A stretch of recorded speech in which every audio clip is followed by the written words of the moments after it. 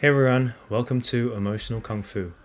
This is the second in a 10-part series webinar of talks that I did on emotional intimacy. Hope you enjoy. So, welcome everyone to round two. Um, Last week, as a bit of a recap, we touched on some definitions around emotions, emotional literacy, the importance of it, emotional intimacy, what that means, and what that means for being able to dive deeply into a relationship.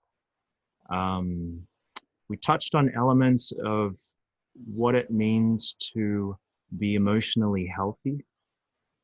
We started to dive into a couple of primary emotions, what healthy and unhealthy looked like.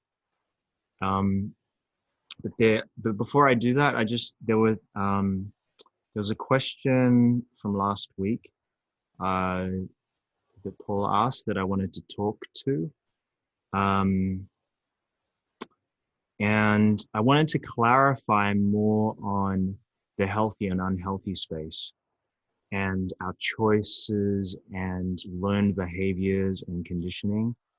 Um, I realized last week I probably jumped the gun a little bit on um, like straight into conditioning without actually backtracking a little bit and sort of figuring out and talking to the fundamentals um, of how that actually comes about.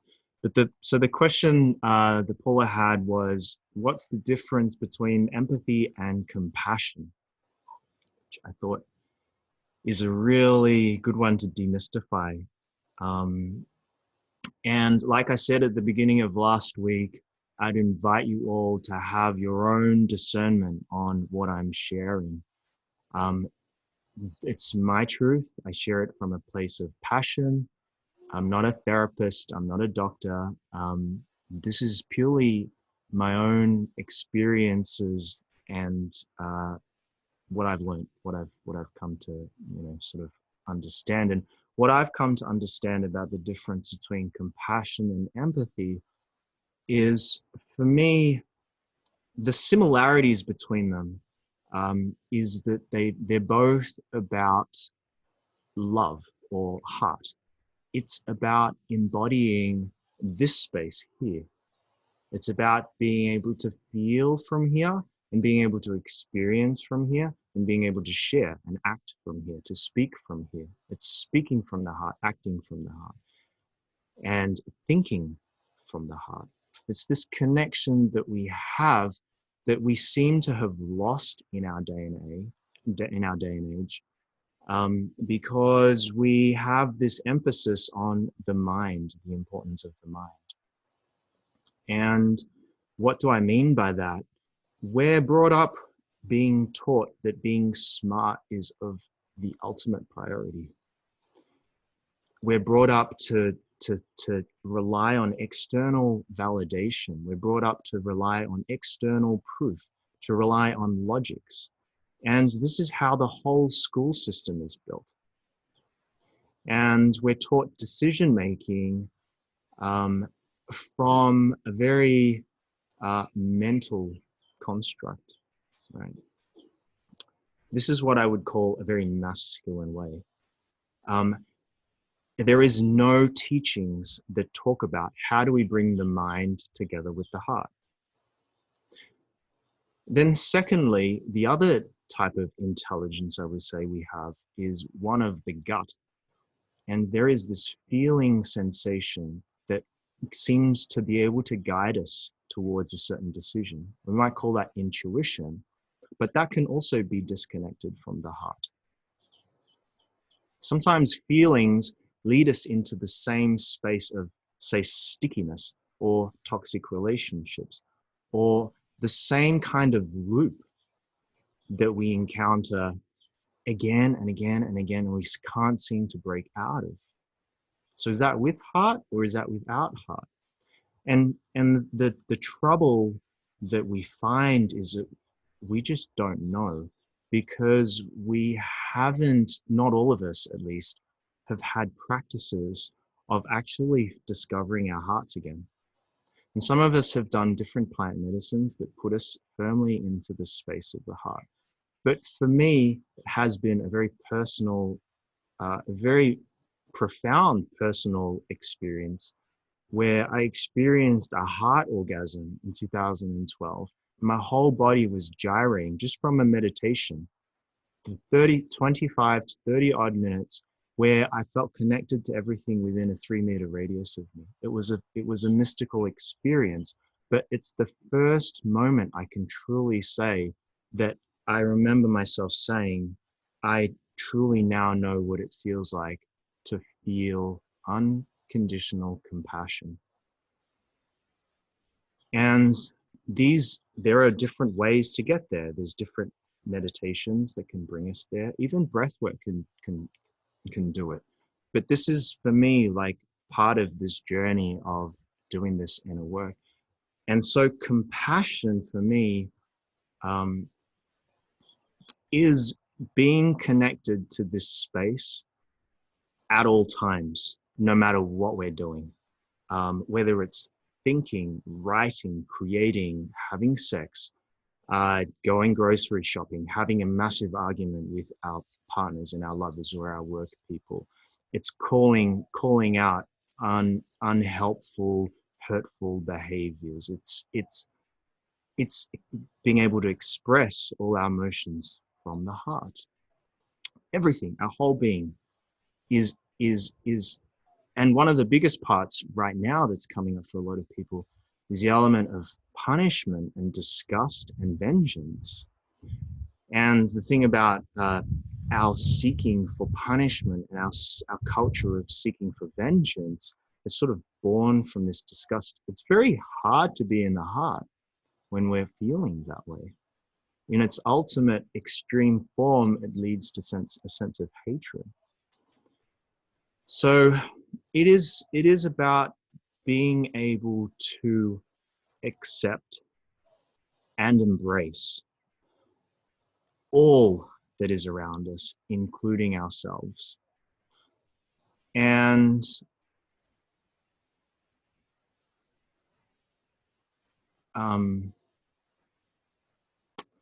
it takes time, it takes work. But I genuinely believe that it is through this inner work that we can get there. When it comes to empathy, for me, empathy is a more narrow scope. Empathy is being able to feel and express just emotions, just everything within the emotional space with compassion. And so it's almost a subset, if you like, for me, of compassion in a more broader sense. And it begins for me with acceptance. That's the first stage. The second stage is an embrace. It's like we're hugging it. We've gone beyond just welcoming it. We're hugging it. And that in turn just generates forgiveness.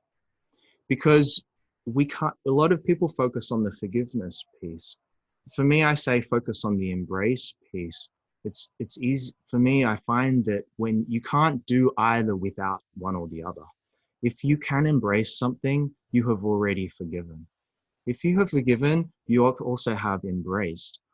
But what I've found is that what naturally happens more in our bodies as children is it's difficult when our inner child shows up, the wounded inner child shows up, and we're hurting. It's difficult to say to the child, "I just forgive so and so for hurting you." It's easier to understand and show a form of embrace, being lifted and being hugged. And empathy for me is about that from the emotional space. So no matter what shows up for us, how deep the grief might be, how deep the sadness might be, how intense the anger might be, how intense our jealousy may be, the key for me is to accept all that arises, no matter how deep and how dark it may want how dark of a place it may want to take us. We may be really scared of where it may be taking us. We may be scared of the intensity that is arising. But truly, for me, I feel as though energy is literally like a wave. They come and go, just like all energy in this universal world. All energy, all forms of matter, everything that we see is in a wave. And what does a wave do? A wave has peaks and troughs, has different amplitude. But what conditioning does to us is we find a need to have to hold on to the wave, a part of the wave.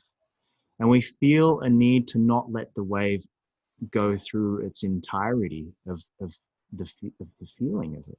Because so often it's us as children, we're like, oh my God, I'm so excited, blah, blah, blah, blah, blah. And it's shut down. It's snuffed out. And it might not be directly towards us, but it might be through learned behaviors. What do I mean by that?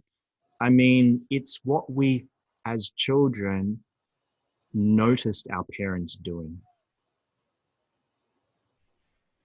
And I guess this kind of leads me into sort of clarifying what I mean by some of these words like conditioning, what I mean by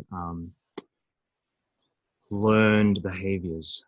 For me, as if we think back to when we were children, and we feel back to when we were children, when we're 2 years old, 3 years old, logical things don't necessarily make sense to us. Being told what to do, we're just sort of following directive. Where we learn more from is actually noticing what our parents are doing or the people who were with us the most as we were growing up. What did they do? What did they do? And what did they do in response to their feelings? What did they do in response to their emotions? And the thing is, as children, as I'm raising a very young one that I'm seeing right now, is our brain is not very developed at that point in time, but our gut certainly is. Why do I say that? Because I feel my child when she walks around, when I walk her around the shops, and I feel emotions deeply of a lot of different people. When there's a sense of real entrapped emotions of, let's say, anger or grief, she cries. She feels hurt. She feels the pain of other people deeply. She's deeply, deeply sensitive, as we all were. And so the feeling sensation is significantly more present than any other sensation as we're growing up. And in a way, this is what guides us. And it kind of leads me into this I kind of touched on this briefly last week, where as humans, we have this amazing built-in system of feelings that is designed to keep us safe. It's designed to keep others safe. It's actually designed to protect ourselves, and it's designed to protect others. What do I mean by that? I mean, for instance, fear. In a healthy sense, fear is there to keep us safe from real danger, not false danger. What do I mean by real danger? I mean, you're standing in the middle of the street and a car is running a red light, and we don't know if it's about to run a red light. It's driving really fast towards us. We have a sense of fear. And so we use that fear.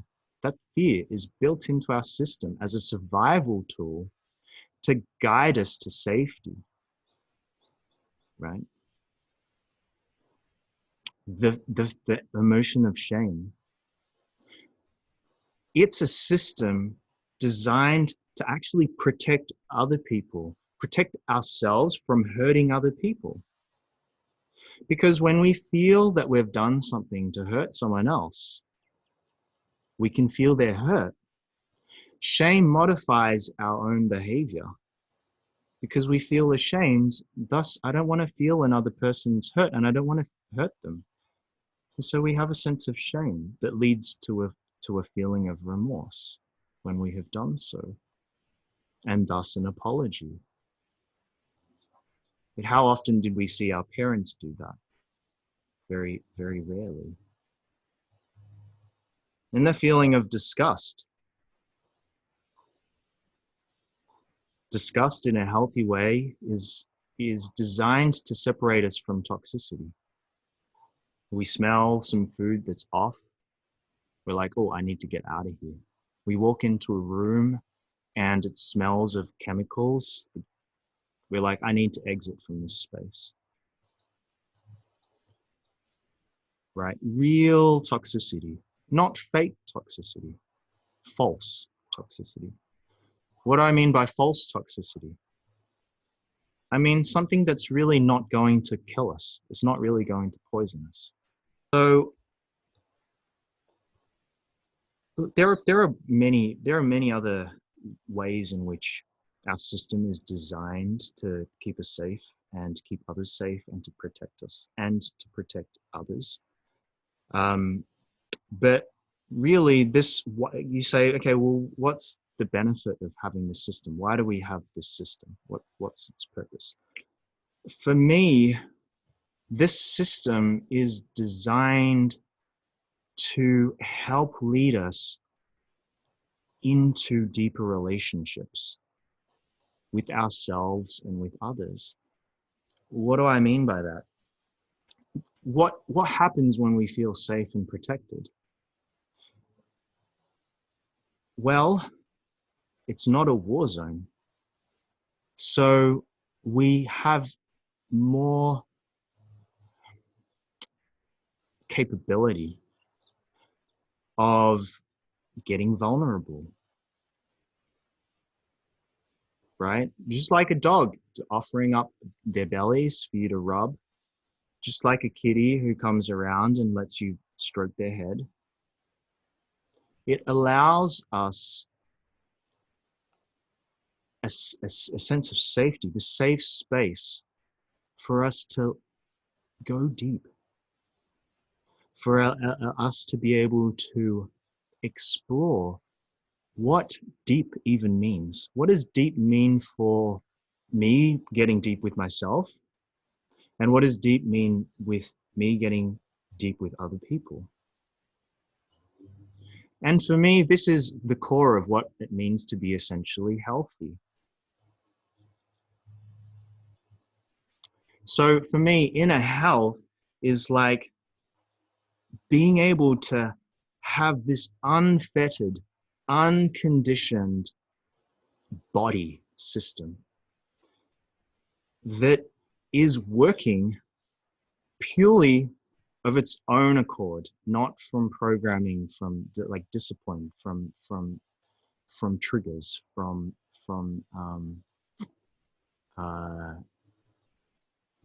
learned behaviors. It starts to step away from habits and learned behaviors into a space of choice.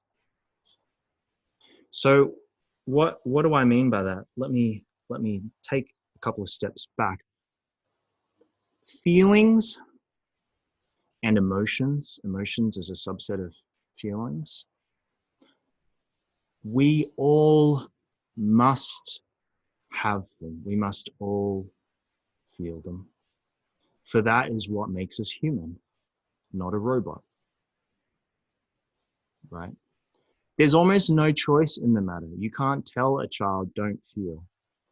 You're not born numb. You're born with feeling, and you're born with high levels of sensitivity to feeling, really, really high, right? If there was a spectrum, it'd be 0 to 100, fully wide.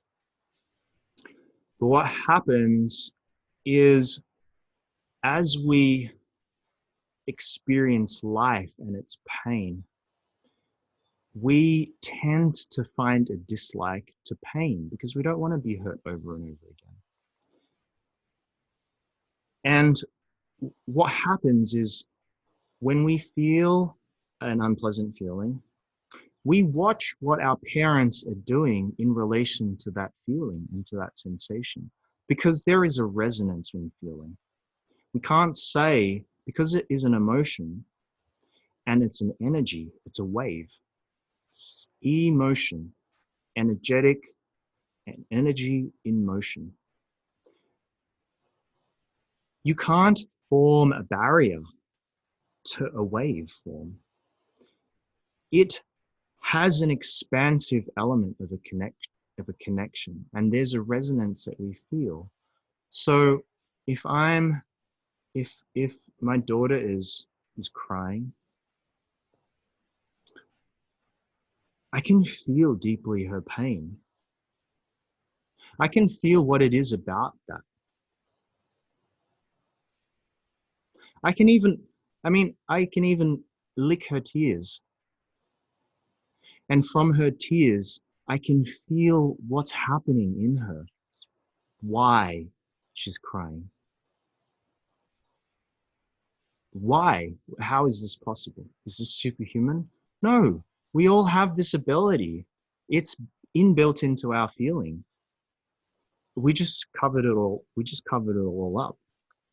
And so the moment we learn that we actually have all these learned behaviors that we react to in the face of a feeling that's arising, whether we know that the feeling is arising or not, we start to see that it's a choice. And the thing about choice is that not all choices are easy. Some choices are really hard. Some choices require a lot of courage to make. Because what's an easy choice? It's just habit. It's safe. It's what we think is safe. And so it comes to being able to step out of the sense of safety sometimes in order to explore something new,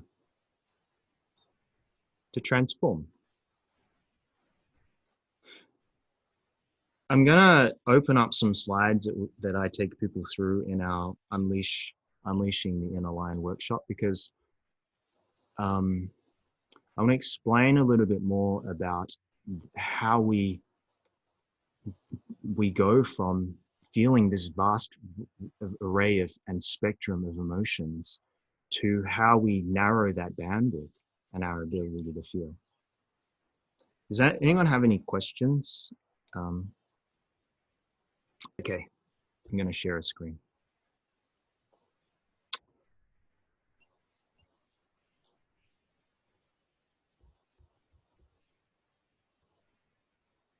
Okay.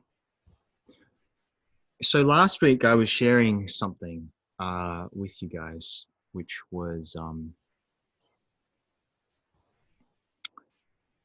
this statement. I said to my wife, I said, I crave to feel more hurt by you. And it's not that I want you to hurt me, but I know that that's how I'm going to go deep with you. And to be able to break through my own walls to my heart and love for you. But if I feel hurt by you, I'm going to let you know and take action to stop that. So there's a lot of parts to this that what I will speak to on this is really the last bit, which is, okay, I'm going to let you know if you hurt me, and I'm going to do something about that, which is what? It's being able to step into anger. It's being able to find a piece of ourselves that's finally ready to stand up and say, stop. No, don't do that. You're hurting me. Or I don't like it when you do this. I feel judged. I need your protection. I need your support. That isn't like, I'm hurting. No, no, no, I can't. No. It's not coming from that. It's not coming from a, I'm, I'm, I'm meek and I'm small and I feel ashamed even for saying this. When you say, it's about being tapped into the core of your gut. It's about letting the fiery energy that is almost sensual and sexual in its nature come all the way through your body, through your feet, through your legs, through your genitals, through the sacral area, all the way through the chest, through your throat, to be able to voice something, right? Why, and I'm going to dive, so this is about a deep dive into anger. This is what these slides were based around. It's not specifically about this workshop per se, but the question that arises for a lot of people is, why do we get angry? Why? What's the purpose of it? You know, a lot of Buddhists and attend temple people, and I've spoken to a lot of them in my journey, really say, well, you know, it's not something we should be feeling. In a temple where it's safe and you're protected? No, it's not something you should be feeling. Why should we be feeling it? However, in society, in our reality, where we're working, whatever jobs we're working, where we're going to do grocery runs, where we're dealing and having relationships with people who are literally weaponizing emotions, it's not safe. And so what happens when we share our truth about who we are? We're judged. Our beliefs, our dogmas, they're stamped on. Any agreements that we're making with people are broken. When our needs for survival, shelter, food are challenged, we get angry. Our core values, what we truly feel matters to us, a sense of love, a sense of embrace, a sense of warmth, they're taken away. We get angry. What about our intentions? We set some vision and someone walks all over the vision, says it's crap, blah, blah, blah. We get angry. We don't feel supported. That's why we get angry. So this is almost like, you know, anger in its healthy sense is an empowering thing. And I will go through each emotion in this manner, in how I'm going to talk to this, right?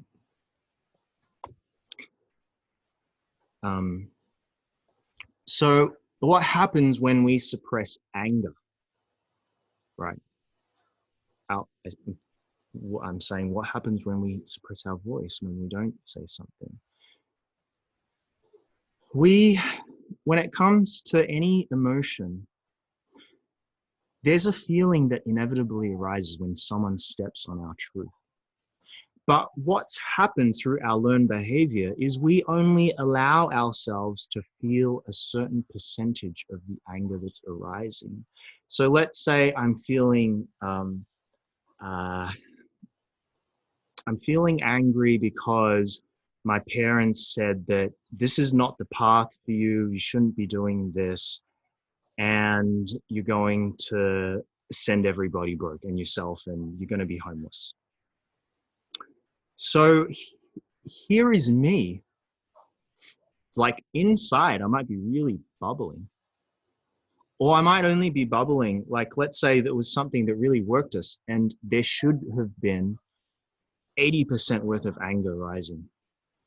I might say to myself, my parents always say this all the time. Here they are again, shaming me, disgusted, blah, blah, blah, blah. And so what happens is I'll only allow myself to feel 60 of that 80. Because I sort of bypass. I bypass that part of me that says I should be 80 angry. No, logically, it's not going to do me any good to feel this angry. Nothing's going to change. They're not going to change. We're not, this is just futile for me to explore this feeling. So we allow ourselves only to feel a little bit. So what I'm saying here is you actually have a situation that has arisen that you should be feeling 60%. But what you're actually feeling is only 40% here. You're numb. And so what happens to that anger? It's trapped in your body. It's trapped in my body. And you might be simmering away through the whole day. Why? Because the energy is actually trying to work us to stand up for ourselves, to say, no, stop. This is unacceptable. Why? To protect us. How do we express emotions as an energy? In three forms. One is by thinking, one is by acting, and one is by saying something. Thought, action, words. Now, a lot of people might allow themselves to keep thinking about the situation. You kind of sit on it. So you're like, I'm just going to think and think and think. And you're logically processing it.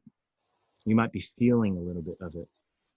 It might be in meditation. You're like, okay, I need to go sit in meditation right now. And I need to think about this like this.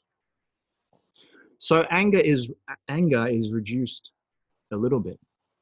Not whole, because we haven't done all three parts yet. We've only expressed it in thought. And a lot of people think, oh, I've done it now, especially a lot of meditators. I'm definitely one of those who is guilty in this. I call it spiritual bypassing. But we go into the Zen mode. We're like, okay, I need to return to my Zen. I need to return to this practice and, like just contemplate this and let the emotions all come out. And then we think we've done the work. Have we done the work? No. It's only part of the work. It's only 1/3 of the work because there's still anger trapped in the body. Why? Because we haven't done the action. So when we do the action, what do I mean by action?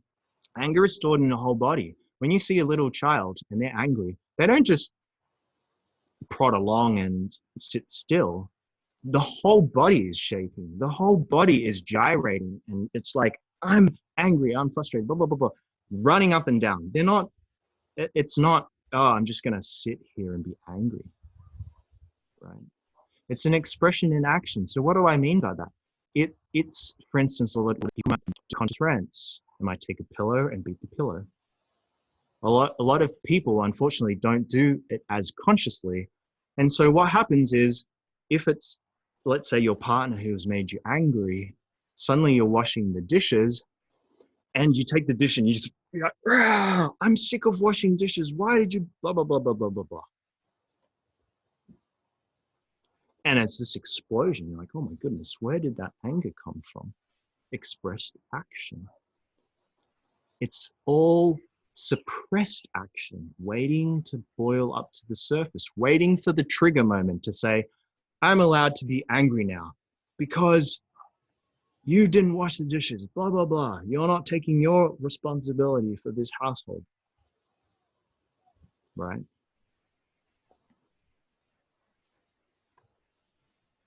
Then expressed words, saying something, shouting, speaking, letting it all flow through.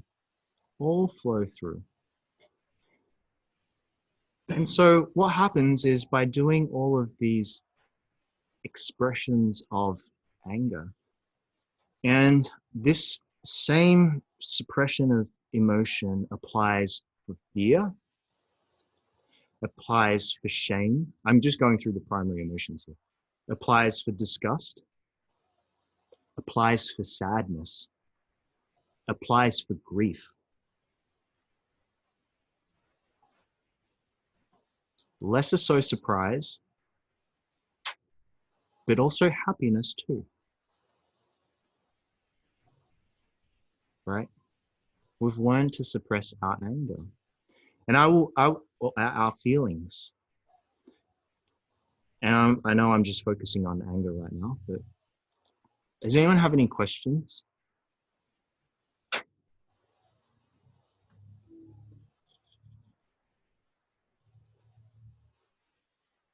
Okay, I'm going to talk about the emotional pressure cooker now, because what happens when we start to suppress? And remember this, we've been doing this all our lives. So you can imagine, have we like honestly been angry enough? Have we honestly been scared enough?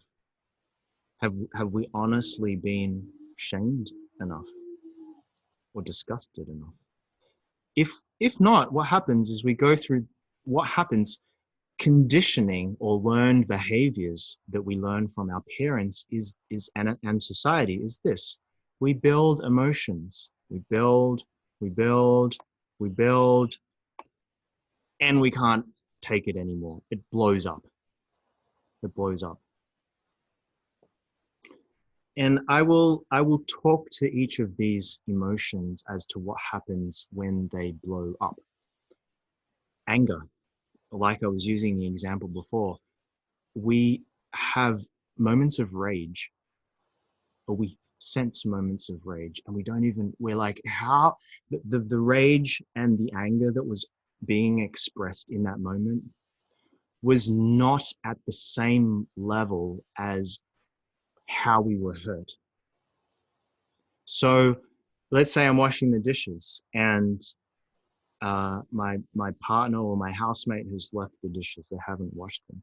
And I feel so angry, and I just burst out in anger. Roar! And everyone in the room would probably say, what is going on? Like, why? It's probably because we didn't speak up about how we felt about the dishes from the very, from the very beginning. When it was first done. Why? Because we generally tend to say, I'll let it go and see if it happens again. I'll let it go and see if it happens again.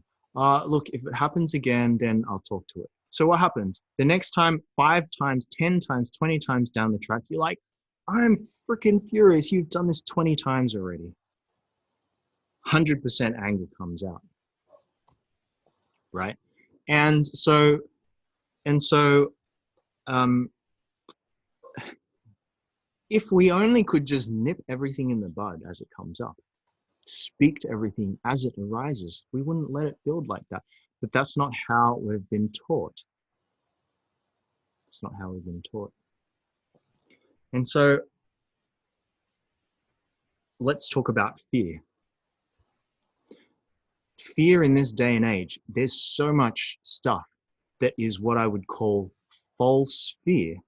There is this acronym that people use, fear, as in false evidence appearing real. And there is a lot of false evidence around. We are projected this by mainstream news, by conspiracy news. We're projected it from society. We're like, oh my goodness, if I lose my job, this is going to be terrible. I'm going to be homeless. A false sense of fear. It's like the boy, but it becomes like the boy crying wolf, that story. Is everyone familiar with the story, Boy Crying Wolf? I'm not sure. Okay. The boy goes into town and says, oh my God, there's a wolf. Like, and he's a shepherd, right? He's looking after his flocks of sheep. And all of the villagers come running out, oh, where's a wolf? Where's a wolf? And they're like, no wolf. And he does it again. Boy goes into the village, says, there's a wolf, there's a wolf. The whole village goes running out to look for the wolf again, and it's not there. And the third time, there really is a wolf. There's real evidence this time. He goes back to the village and says, wolf, wolf, wolf. The whole village is already what?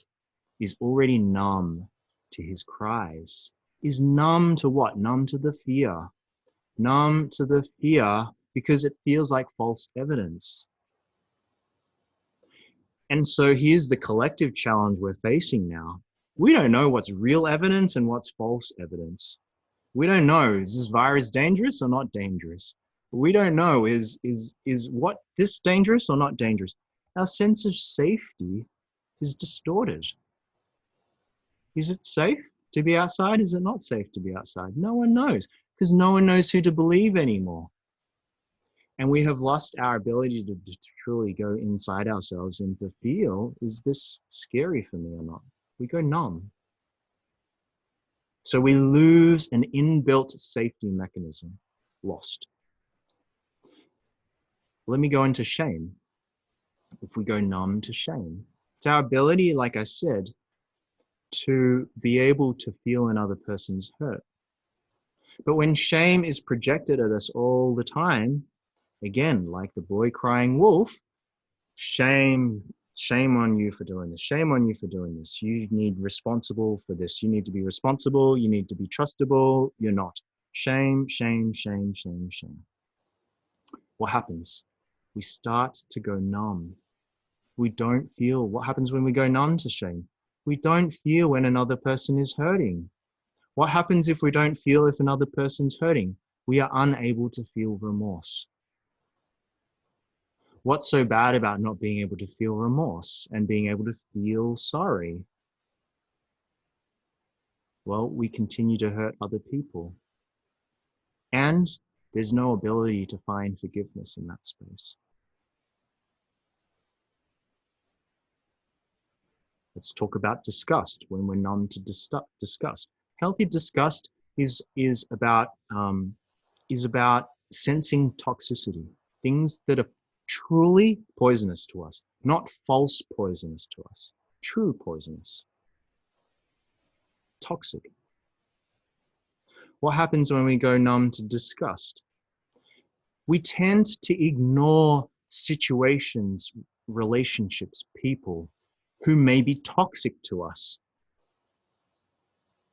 We tend to find ourselves seeking out toxic relationships, relationships that are poisonous to us. And we find ourselves in loops going, oh, I feel like I've gotten myself into this situation yet again. And there's a lot more about this disgust element and finding ourselves in toxicity and toxic relationships, more after I go through the rest of the emotions here. Now, what happens when we're numb to sadness? I had a lot of numbness to sadness from my upbringing. What happens? Well, let's say that a girlfriend is grieving for the loss of her father, or sad for whatever reason. I might be numb to that sadness because I'm unable to cry. I don't want to cry. So what do? I go into solution mode. I need to fix this. I need to fix this so I don't have to feel it. There is a sense of not being supported. Why? Because there is not a common resonance of feeling. When someone says, I don't feel heard, or I'm not being heard, or you're not understanding me, what I tend to find people really meaning what they're saying, I don't think you're understanding me, is you're not feeling me. Literally, you are not feeling me. Why? Because past me, unable to feel sad. How can I feel that? I don't know how to. I don't know how to approach. I don't know what to do. What do? I don't know. So it's all trapped, right? And it's the same thing with happiness too, on the flip side. Someone's being happy, when we're numb to happiness, we tend to not share in the happiness. We're just like, meh, okay, whatever.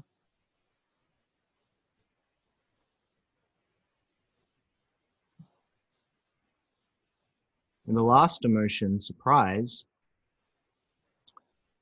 there's less numbness to surprise, except now what I've noticed a lot is a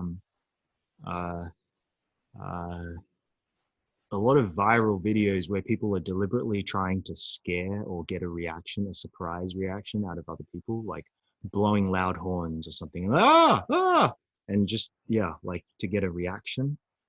That can generate numbness to surprise. And what happens when we're numb to surprise? It stops a feeling of delight coming through. The delight as a child is like, oh my goodness, I'm so delighted. Your face, you've popped up again. Oh, wow. I mean, I wake up every morning and I see Aisha with a smile on her face, and she's just so incredibly happy to be. It's like she's surprised to be awake and here, right? So, so what I'm saying here, at a more overall level, is we have actually a choice of what we choose to feel and what we choose to express with our emotions, and bringing us back to empathy, to being heart-centered. You say, okay, well, why is it that, let's say, anger, for instance, why is it used in such hurtful ways? Why? The tendency for us is, like, let's look at this diagram here right now that I've got here. What created the numbness? It's the fact that we needed to build a wall for ourselves, to stop ourselves, to protect ourselves from being hurt all the time. And so it's this numbness, and within the numbness holds a lot of pain and hurt. And so what we're doing is we're reducing gradually a spectrum of what we should be feeling in each emotion, whether it be anger, whether it be fear, whether it be disgust or shame. It's being reduced. And we've got this wall, right? We've got this wall of which we are comfortable, we are safe to feel up to, right? So a lot of people say, oh, anxiety, I get anxiety, or I get stressed. We're capable of working ourselves up to a certain point, and then we feel really overwhelmed. We're like, oh, I can't take it anymore. Something's happening. I need to exit from this situation. I need to go. I need to, whatever it is, do meditation. So what generally starts to happen is we're narrowing our bandwidth for our capacity to feel and express with warmth, with a space of heart-centeredness. It's significantly reduced. I'm capable of being warm and tender and loving with you if I'm operating in a narrowed bandwidth. The moment I'm pushed beyond, I feel unsafe. And if you push me more and more and more, my pressure cooker is going to explode. And what happens? Are we able to express with empathy? Are we able to feel with empathy and acceptance and embrace at 100% emotion? It's highly unlikely because we generally haven't seen that done, right? So we're operating in a really narrow bandwidth. And if, let's say, me and a child sitting next to each other, a child is feeling 0 to 100, full spectrum of all feelings. If I'm only experiencing a very narrow bandwidth of feeling, I am unable to support my child, literally unable to support my child, because I am unable to find resonance in what they are feeling. Resonance meaning shared feelings, shared emotions. There's no common ground. So what's the child do? Child feels hurt, feels unheard, feels unseen, unprotected, unsafe. Which is effectively all of us. Now, is there any point to which numbness is useful? Well, here's where war, like World War II, World War I, our parents may have been through it, our great-grandparents. If you're on the battlefield or you're in a situation where it's a war zone and you're breaking down and you're crying and you're grieving because you've just lost your best friend who's just been shot next to you, are you going to survive? It's a lot less likelihood that you would have survived, right? So the thing is, through war, numbness is a coping mechanism of survival. We have to be cold. That's how we survive. And so this is passed on from our parents' parents to their parents. It's like, no, I can't be warm to you because I could lose you at any moment. I could lose you to war at any moment. And you need to be strong, meaning numb and cold, right? And so in a way, our society, our collective has bred a whole society that it's like selectively bred. Only those who have an ability to be numb. Only those who could become robots in the face of war. Only those who could dehumanize our humanness. It's outbred. Anybody who had a sense of feeling or a sense of empathy, they probably had a higher risk of dying, either on the battlefield or in society, women or men. We've outbred them. And so it's inevitable that we've had this as a collective to come to this point to say, in my subconscious and in my psyche, I still feel like I'm at war. Why? Because I've been taught that. I've learned that as a behavior. But we're not at war anymore, at least not all of us. Some parts of the world we still are. But for those of us who are not, and when we're in the interaction of our lovers and our family and our children and our parents, etc., and our friends, we have to find a space to realize we're not fighting a war. The war is not real. This is the false evidence appearing real. This is the false sense of we're not safe. So we have to return to this. Yeah, so here I'm just talking about more about what happens when someone's numb versus someone who's able to get deeply intimate with their feelings. There's a disconnect, right?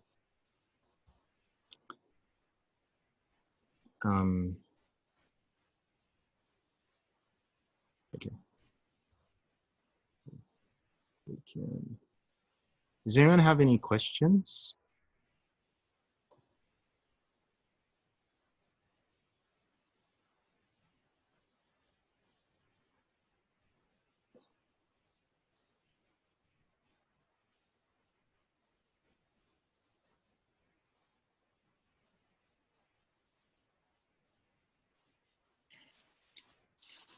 We've also, I just realized we've hit the 1 hour mark as well. So no questions, Chris, but I do have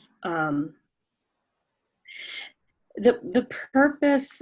I mean, first of all, I want to thank you for bringing light to something which is so huge and so not discussed by the so-called teachers, gurus, movers, and shakers that are in the forefront. And they, you know, it's all about positive, positive, positive, and how you take something negative and make it positive. And, you know, I want to thank you for bringing in the whole. I want to thank you for bringing in the flip side, the side that is missing in most of the teachings that I hear. And people need to understand that you need to embrace the shadows. They need to embrace the dark side. And I want to thank you for that first and foremost, because without you actually discussing this and bringing this to the forefront, people will keep going in the same direction of how can I push this away? How can I push this part of my life away? In actual reality, it's not the pushing that's going to solve anything. It's by embracing it. So thank you for that. The purpose of shedding the light on the shadow side or the flip side is really to remove the blocks or understanding to your own higher self. And so the concepts of you introducing and taking the lower vibrational, denser part of who we are is actually allowing for us to understand it to a certain degree in order to embrace it and then move forward, right? It's the idea of this is to take the density as well as the light and put it together as that, right? To create that pathway to the higher self. Yes. This is what I'm getting out of it. I guess what I'm looking for is confirmation, is this is where we're navigating with the work that you're presenting. Okay, so thank you for that, because I think that there's too many professionals and too many gurus that have missed that. So yes, I would have to agree with you. It's really about reconnecting the gut to all of our different bodies, higher self, the mind, the heart, the sensual, sexual, the speaking, our ability to speak, our ability to move and dance and physically move. It's reconnecting the gut to all of that. And we can be heart-centered and compassionate and be incredible, hold incredible wisdom, incredible tools, and be very heart-centered and compassionate without a connection to the gut. It is possible. It is completely possible. What I'm saying is, though, is the question I would ask is that whole? that's right. So this here is a visual. I'm an artist. Line up for my art before I get too famous here, but so the body has, you know, the centers, whether it's 7, 8, 12, whatever number of energy centers or chakras you want to call it. But also, and this is me just sharing, Chris, because I think that sometimes, you know, if I, like a light bulb went off for me one time. Yes. So around you is your light body, your mental body, your emotional body, and it goes on and on. So there's a number of bodies that are around you. So you're encased in this, right? Yep. So, and my understanding is that out here is where all the emotions are floating around. They're floating around you. They're floating around you. Yep. And then the minute that you stick to something, now it's come into your awareness. Right. So they exist all around you all the time. Yes. And so trying to only stay in the higher vibrational positive emotions is kind of like saying, I only want my third eye. Never mind the rest of it. Yep. The third eye, I've got the third eye, I've got the third eye, it doesn't make sense, right? Yes. And so it's beautiful because this is where we can say no one's going to be left behind. As long as Chris is doing his work, I know I won't be left behind. And I know that if I'm doing my work, Heather's not going to be left behind. Because that is how oneness and wholeness is as long as someone is doing the work, it's helping everybody. Yes. And so how could you leave the negative and only search for the positive, because the negative is also going to come along. Yes. Yes. And that's the beauty of your teaching, Chris. Thank you so much. Yeah, thank you. Yeah, this is why, like in our first session, I really emphasized how languaging is really important in this positive and negative notion. where I sort of said, well, my sense of language and how a lot of people speak, how we learn language, is it's by definition designed to be dualistic. It's designed to be in polarity, to have us stay in either good or bad, pro or con, or positive or negative. And where I introduce different languaging is like, instead of looking at something as good or bad, it's like pleasant or unpleasant. It's like intense or not intense. And what happens when we start to pay attention to more to that languaging is we introduce a broader range of spectrum of feeling. And we sort of say, is it a yes or a no, for instance? But for me, like some languaging I use around that is it a full body yes or is it a full body no? Or am I 50-50? And so it makes us sort of like more okay to be feeling both, feeling a spectrum. I don't have a yes for you. It's a maybe. Okay, but what kind of maybe is it?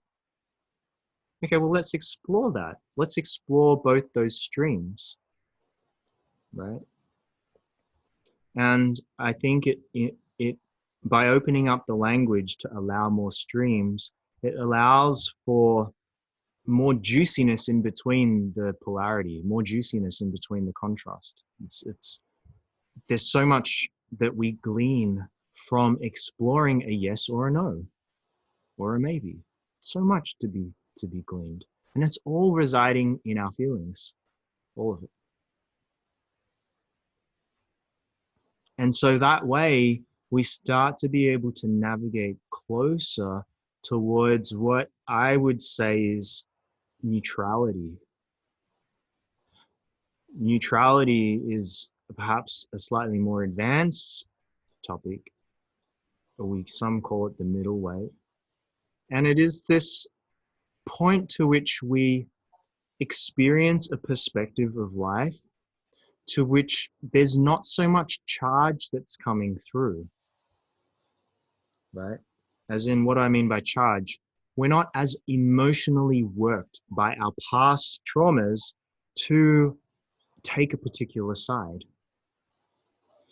Nor are we fence sitting because we're spiritually bypassing, because I'm just numb and I know the middle way is the way and I know neutrality is the way. I'm just going to numb out everything in between and just take the middle ground. No, it's truly about feeling all the spectrum, experiencing all the spectrum, expressing all of the spectrum, and being able to do that at any point in time to then find neutrality. It's a different approach. And it's something that I've been through.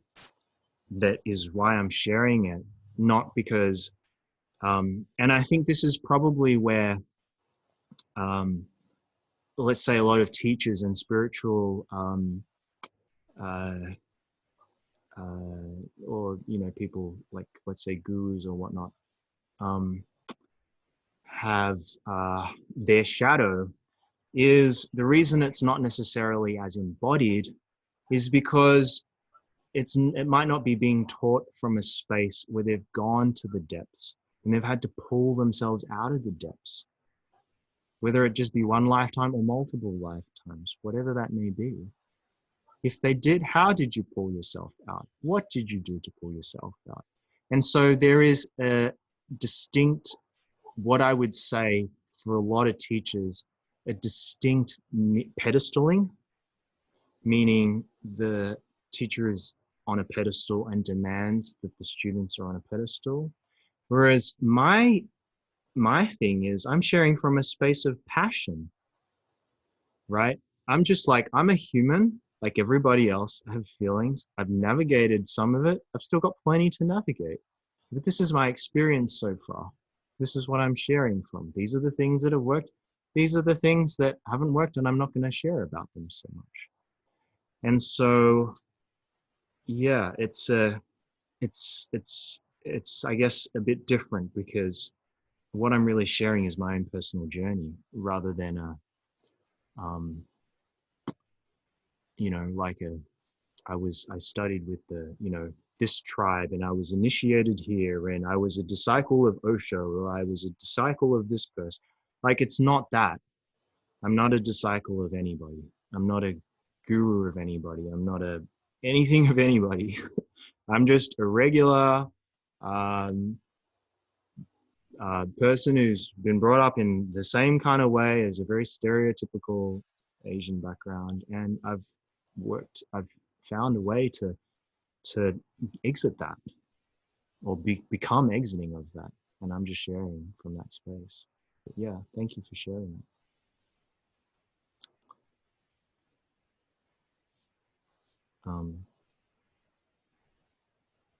I might touch on one more thing that last week was around discipline, and a child running across the road and just not like needing to go, oh, like, hang on, I need to go and intervene. And I want to draw it back to this numbness piece, where we are numb to fear. We have a distinct lack of this inbuilt system that is designed to keep us safe. And so the question arose is, what do I do? What else can I do besides physically intervening in this type of situation? And I spoke briefly about empowerment. And empowerment is just one word, but it's a vast array of many, many, many, many, many things. But from the perspective of just this, what we're talking about here, empowerment is about regaining one's individual, regaining that system, that innate inbuilt system of being able to feel fear, to feel anger, to feel shame, to feel disgust, to feel sadness, and then allowing ourselves to feel that. The choice of saying, it's okay that I'm feeling like this. It's okay that fear is coming up. It's okay, no matter how intense this feeling is that's arising, it's okay to feel that. And then lastly, what am I choosing to do with this? So how am I reacting to it right now? But how am I going to change this relationship? Do I need to change it? Is this serving me? So what I call it is, it's actually developing a relationship, each individual. Empowerment is about developing our own relationship to our own feelings, to our own innate built-in set of feelings that is designed naturally to protect us, to keep us safe, to protect others, to keep others safe. It's in us. So empowerment is feeling that. And when a child or an adult feels that, they don't have to think about, is this safe for me? It's felt. And when we can reform the relationship around our relationship with our own fear, our relationship with our own anger, our relationship with our own shame, our relationship with our own disgust, happiness, sadness, we start to know ourselves more. We start to come closer to our core. We start to get a deeper intimacy with ourselves. When we can do that, we can bring a deeper intimacy to our relationship with other people. We can navigate it more.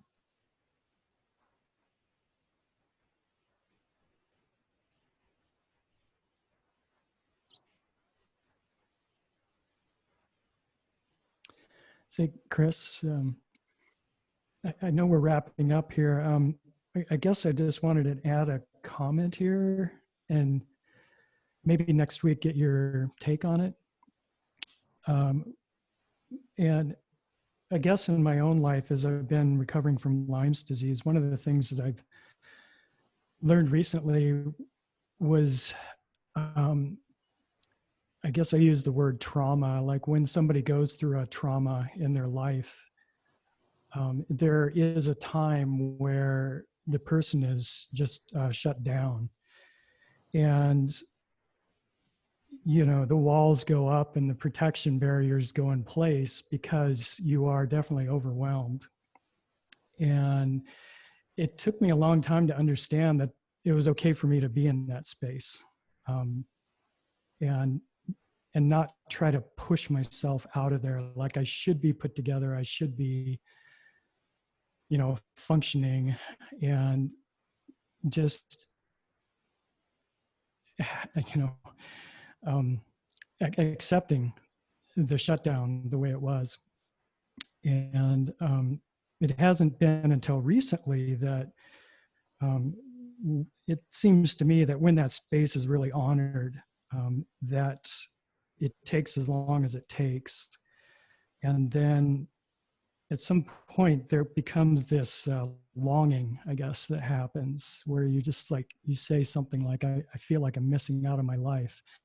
And at that point, you know, you come back out of your shell and you try to navigate the world again. And so I don't think you were, I think you were probably saying the same thing along the way there, but just to speak clearly to it is that there is, when people are traumatized, and especially severely, that there is a phase of shutdown that has to be honored. Yes, yes, for sure. There's a period of digestion, and this is the process of intimacy, becoming intimate with the really unpleasant, really hurting pain, the pain that is arising. And we all have different levels of pain trapped in our body, no matter the trauma, no matter how heinous the trauma is. And so it is about becoming, it's seeking a face with that pain again. Some people call it meeting the fire of the pain, meeting it and greeting it and feeling what it feels like. And it's a process.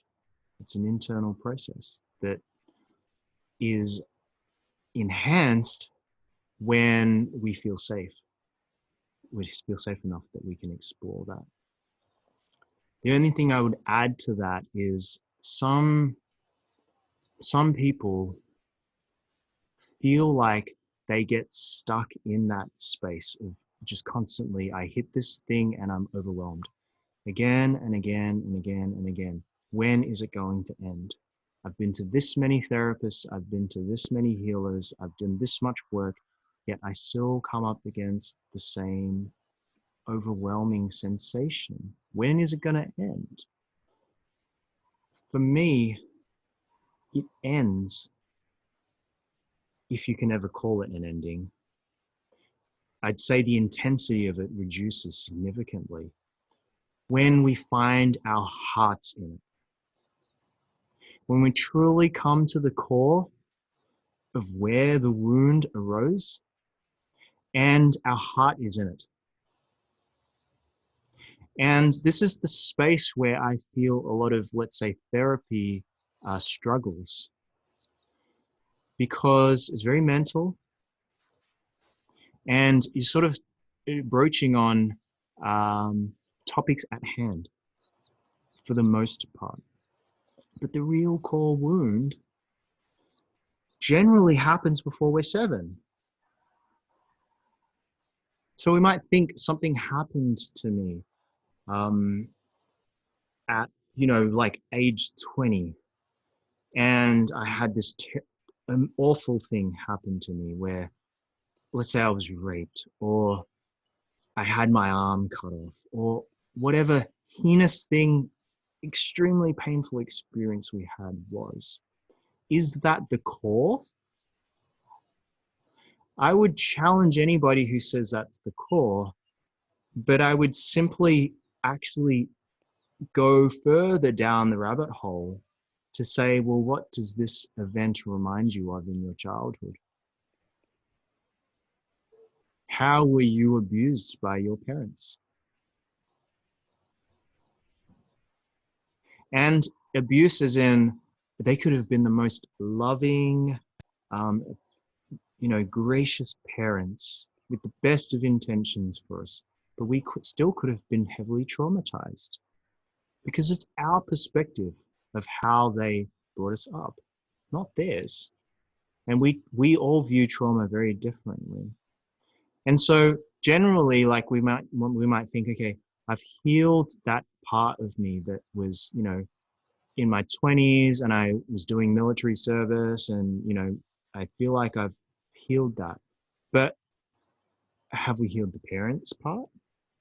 Have we healed the upbringing? And then to some others, we might go a bit further. Have we actually healed the people who believe in past lives, those past lives, or whatever comes up in those moments? Have we done that?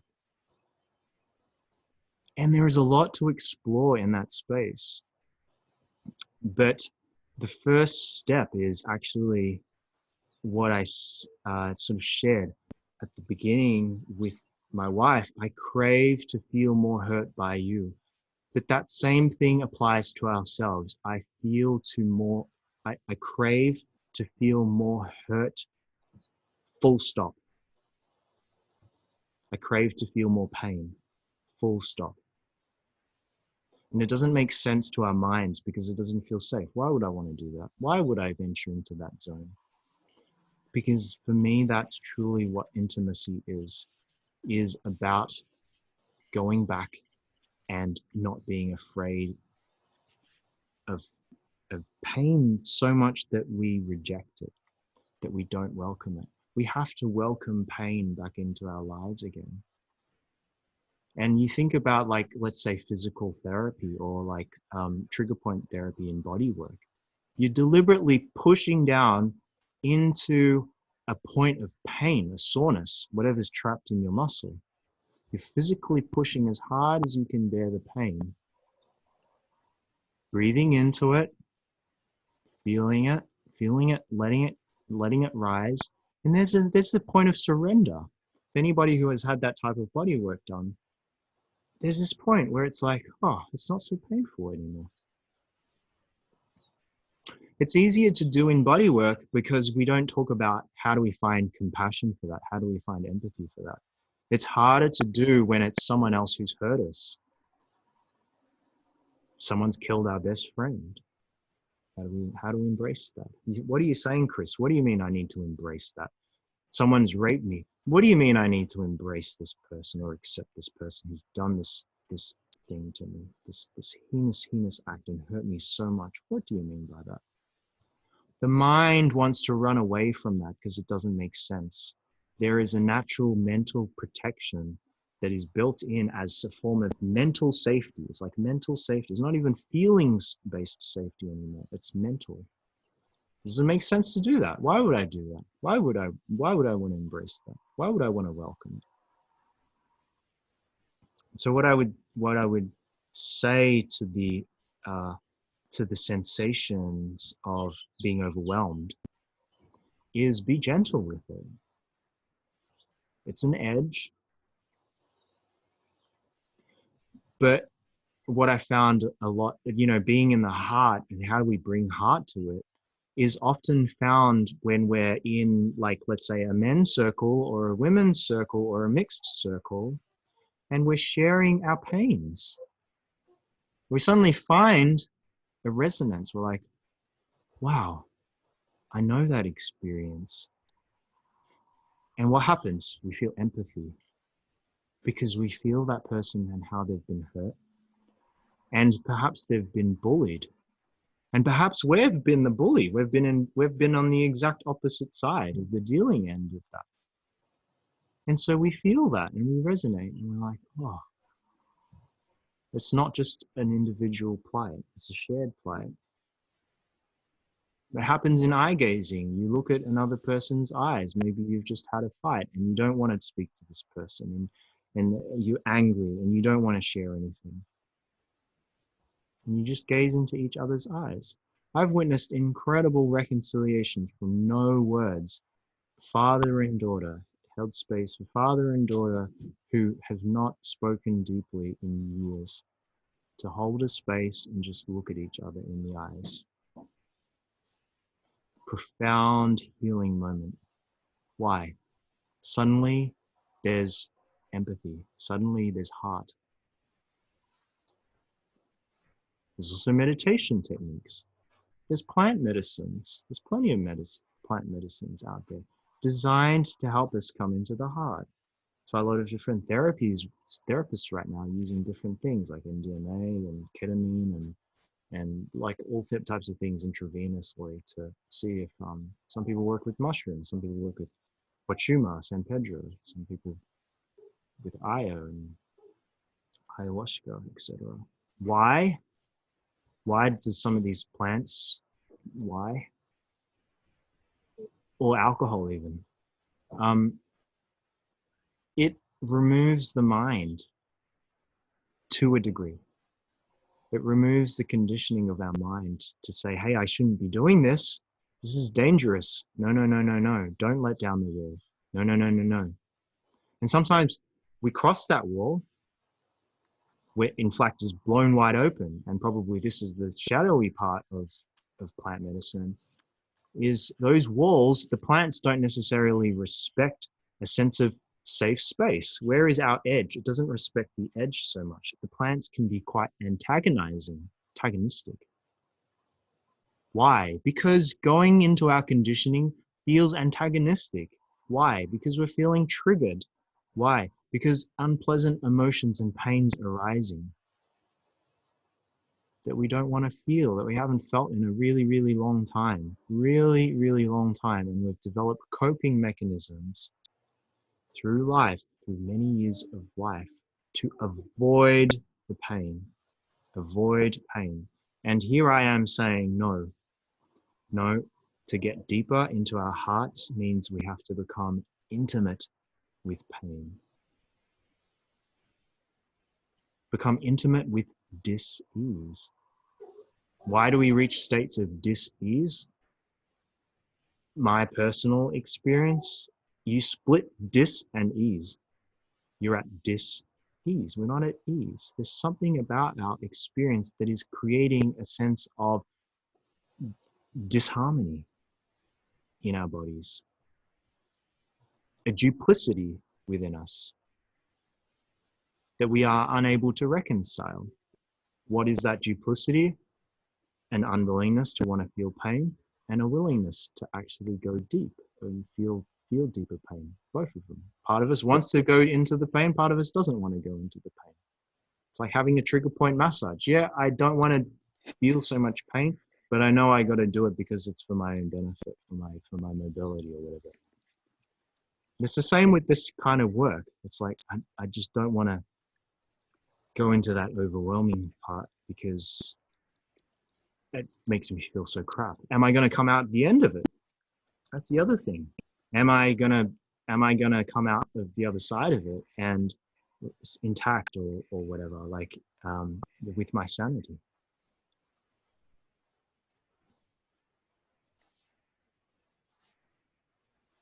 And the answer is actually nobody knows.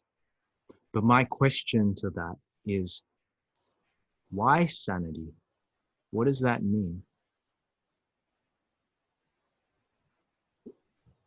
What does it mean to be put together?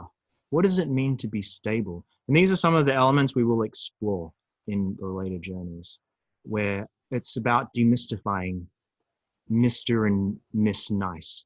It's about demystifying what does it mean to be loving, the elements of responsibility, the elements of trust, all of these different themes that we kind of throw around about what it means to be a good human, a good human.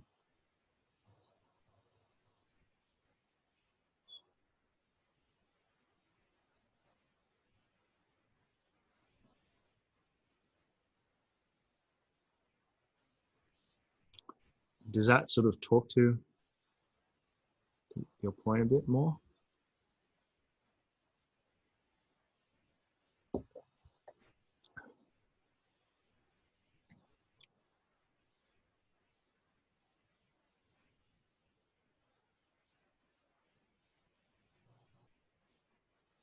Any other questions?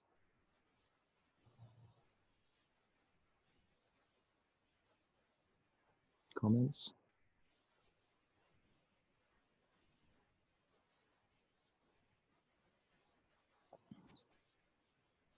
All right.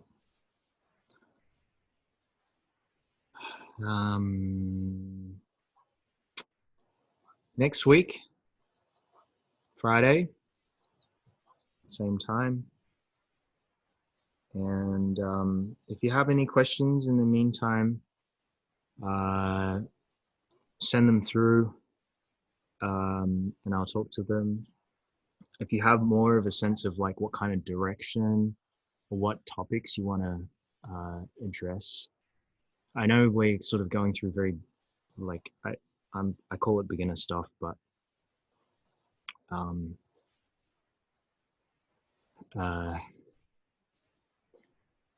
yeah, and I know it's very dry as well. We're not doing very many practical exercises. I hope to shift that a bit later when we have more languaging around it.